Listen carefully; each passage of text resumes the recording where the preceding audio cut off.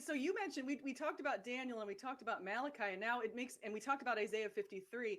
I just remembered what I think I heard you talking about as far as Rabbi Singer. You mentioned how there's this issue with Psalm 22 and Zechariah 12:10 where they talked about pierced versus, I think, bore a hole or something about a lion. And I forget exactly how that goes, but there was something where you actually went back and you know the language, which I don't. And so you went back and looked at the Dead Sea Scrolls, I believe, if I saw that correctly, and you were able to clarify what's in those verses. You want to speak on that a little bit? Yeah, sure. I'll try to give the simplified version.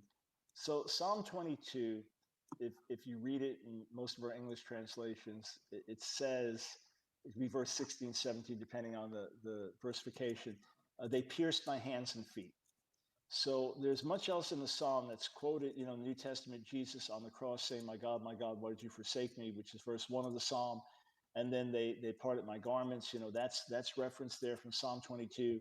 And the mocker saying, if you're really, God's chosen, come down from the cross. And so you have the parallel of that in the New Testament. But that line, they pierced my hands and feet, is not quoted in the New Testament. So that's the first thing. But if you look in a Jewish translation, it'll say something like a lion, they're at my hands and feet, or like a lion, they maul my hands and feet. So the Hebrew in almost all of our Masoretic manuscripts, so there are many, many thousands of these, it says ka'ari adai v'raglai, which is like a lion, my hands and my feet. So something's missing there. A verb is missing. Rashi, the foremost biblical commentary in Judaism, lived from 1040 to 1105. He says, like a lion, they mauled my hands and feet. Well, that works fine for me for crucifixion, just that imagery. But where do we get they pierced from? Well, there are a handful of Masoretic manuscripts that read karu or ka'aru, which would mean they dug through, they bore through. And then the Septuagint, which is the oldest Jewish translation, it's Jewish scholars translated the Hebrew Bible into Greek in the centuries before Jesus. They translate with "they pierced." And then in the Dead Sea Scrolls, from some of the later documents, so these would be, around the time of Jesus, it also reads karu rather than ka'ri. In Hebrew, it's the tiny difference. Just a yod is like this and a vav is like this. It's a tiny difference in letters, and you can see how there could be a scribal error.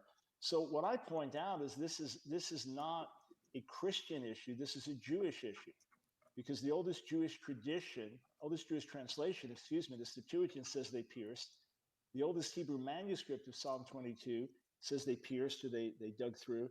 And then some Masoretic manuscripts, so traditional Jewish manuscripts, read that same way.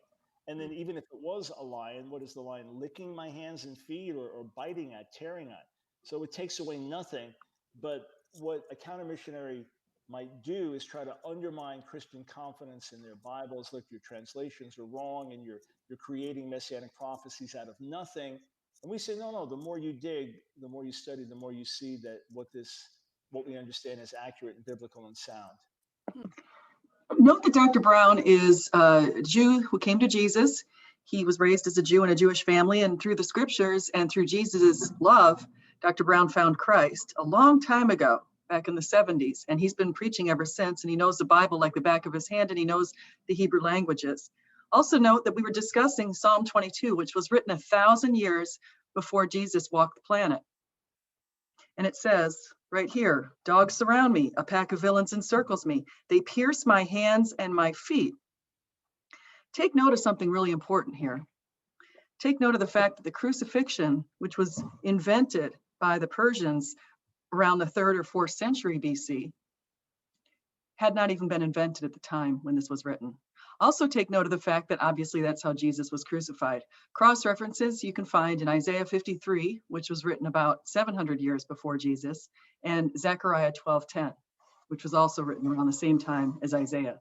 So thank you so much for coming. Please like, subscribe, and do come again. This is just a little knowledge nugget from Dr. Michael Brown.